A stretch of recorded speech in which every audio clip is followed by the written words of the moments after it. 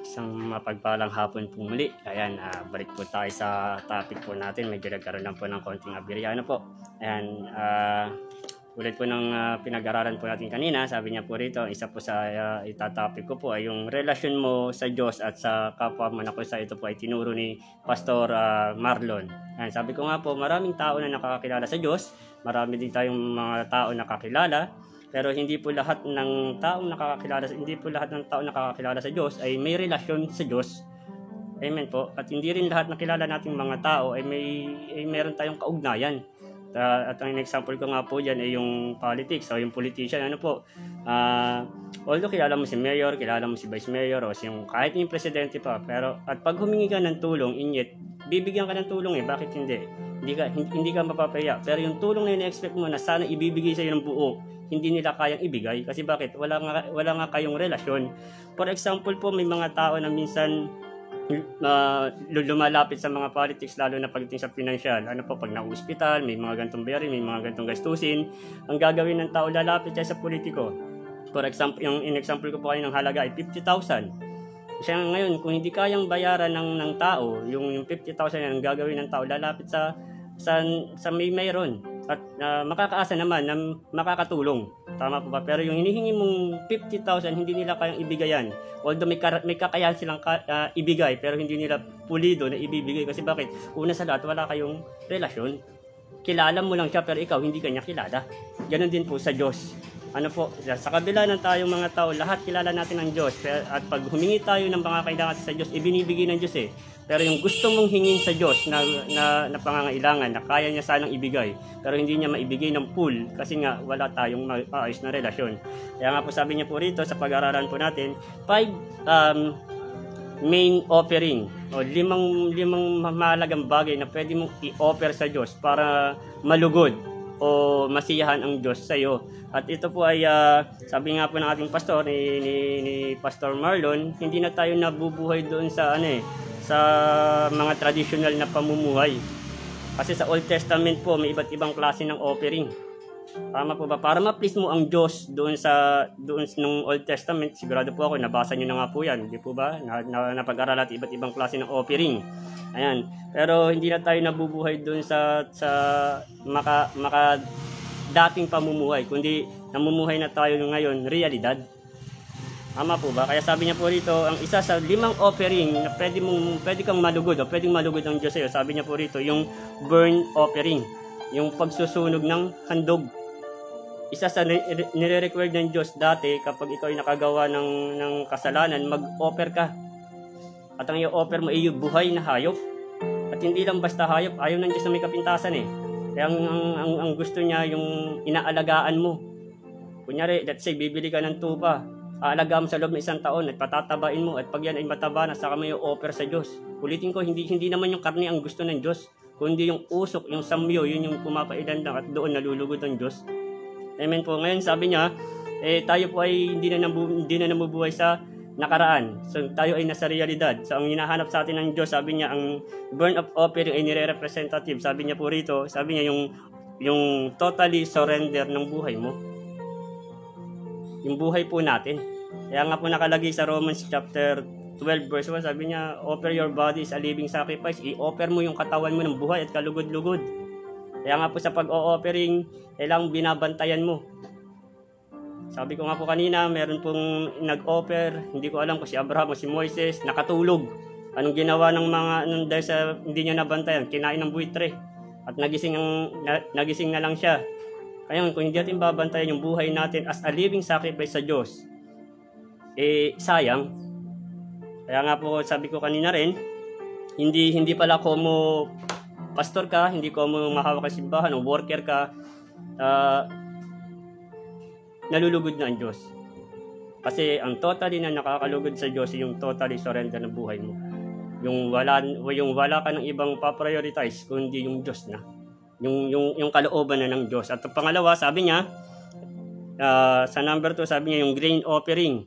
Yan po, yung panahon po niyan, sabi po ng ating pastor, yung mga trigo wala na po kasi sa panahon natin ng mga ganyan Tama po ba?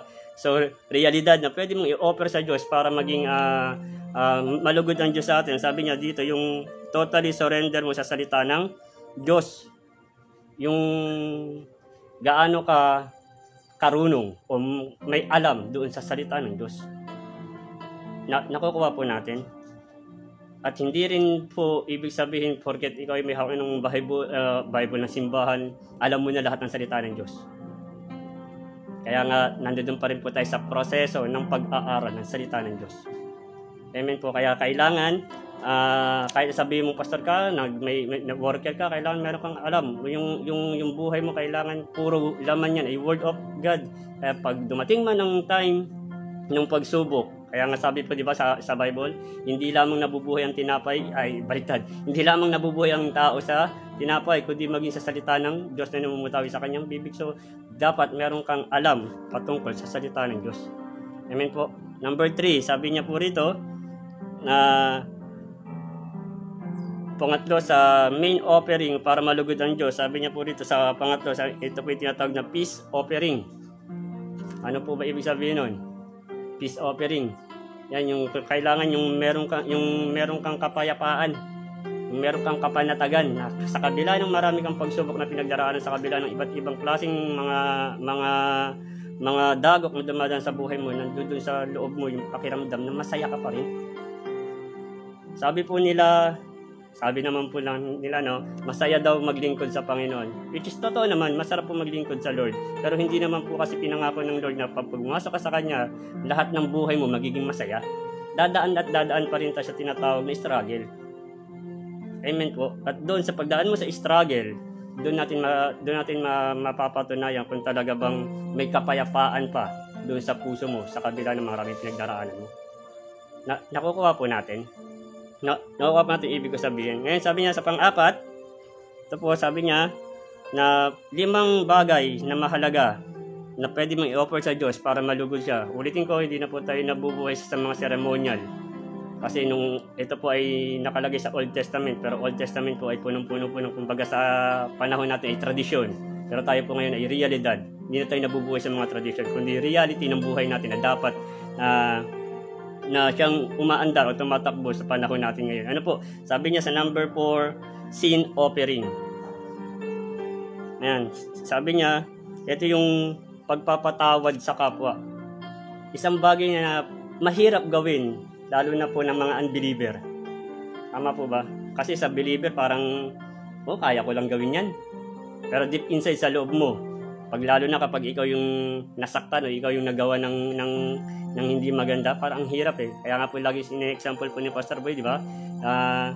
Yung pinagtaguan lang ng sardinas, kinimkim na, o kaya na isang pirasong tuyo. Ang gagawin ng tao, gaganti. O kaya hindi ka na-invite doon sa birthday yan. O pag nag-birthday ako, di kita invitein. Diba? Nakukuha po natin. Minsan, ganyan po tayong mga tao. Lalo na po, sabi ko nga, isang bagay na napakahirap. Yung sin, yung tinatawag na sin offering, yung pagpapatawad. Amen po. Pero sabi nga po, nung Old Testament, ano bang ino-offer ng mga tao patungkol sa kasalanan? Actually, hindi naman po mahalagang bagay. Although mahalaga sa mga tao, kasi bakit? Yan yung hinihingi ng Diyos eh. Pero hindi ganun kabigat. Sabi nga ng ating pastor, di ba, ano bang hinihingi lang ng Diyos? Ibon, kalapate. Sa Old Testament po, bato-bato. Ngayon sabi niya, pag wala kang makitang ibon na bato-bato, kahit kalapate lang. So, sabi po ng pastor po natin dyan, ni Pastor Marlon, sisiw lang ang magpatawad pagdating sa isang Kristiyano. Totoo po kaya. Maraming mga, hindi ko po nila lahat, pero minsan kasi marami pa rin mga Kristiyano na hindi marunong magpatawad. Amen po. Sabi ko nga po lalo na yung ikaw mismo yung ginawa ng hindi maganda. Kasi nung unang panahon po, di ba, sa Old Testament, sabi niya, ngipin sa ngipin, pangil sa pangil, mata sa mata. Yun yung katuwiran ng mga taong nagawa ng hindi maganda. Pero sa atin po, bilang mga Kristiyano, bilang mga taong nakakilala sa Panginoon, hindi na po ganun pinairal eh. Tama po ba? Sabi nga sa salita ng Diyos, di ba, ibigin mo yung iyong kaaway. Kaya nga sabi niya pa, kapag sinampal ka sa kanan, ibigin mo pa yung kaliwa mo. O para pantay na yung lobo. Hindi lang isa yung mabamaga, dalawa na. Di po. Kaya sabi niya pa, kapag pinapasan ka ng 1 kilometro, pasanin mo hanggang 2 kilometro. Ano pong nire-represent nun? Pinapakita lang na kailangan mong tumbasan ng kabutihan yung mga masasamang ginagawa sa'yo. Sabi ko nga po, isang bagay na mahirap pero kailangan mong gawin. Kasi bakit? Una sa lahat, para malugod ang Diyos. Maging ang kapwa mo. Amen po. Last, sabi niya po sa panlima na bagay para malugod ang Diyos. Sabi niya yung trespass offering. O trespass offering. Ayan. Sabi niya, ito naman yung ikaw yung nakasakit. Paano yun kung ikaw naman yung nakasakit? Dadalhin mo ito kasi. Tama po ba? Yung ikaw naman yung nakasakit. Pero ang sabi po sa Matthew chapter 5 verse 23, sabi niya, kung maghahandog ka, kung mag-o-offer ka, ano man yung i-offer mo, ano man, prayer man yan, sabi niya, at naalala mo meron kang nagawang hindi maganda doon sa kapwa mo, sabi niya, iwan mo muna yung handog mo. Makipag-ayos ka muna, makipagkasundo ka muna. Amen po. Kailangan para malugod ang Diyos, actually hindi lang ang Diyos, kundi yung kapwa mo, kailan ikaw mismo magpakumbaba. Kasi bakit? Ikaw nakagawa ng kasalanan. Para yung handog mo, sabi niya, kapag nakipag-ayos ka na, balikan mo yung handog mo, saka ka mag-offer sa Diyos. At sigurado po ako, 100% ginagarantiya ng Biblia, na kapag nagawa mo yon, ang unang malulugod sa iyo, walang iba, kundi ang Diyos. Amen po. Yan po yung habol nating mga Kristiyano, yung malugod ang Diyos. Yung ma-appreciate. Kasi dito minsan hindi ka ma-appreciate ng tao eh. Tama po ba? Minsan sabi nila, kasi ang katuwiran nila, hindi ko kailangan appreciation ng tao, kailangan ko yung appreciation ng Diyos. Mali pa rin eh.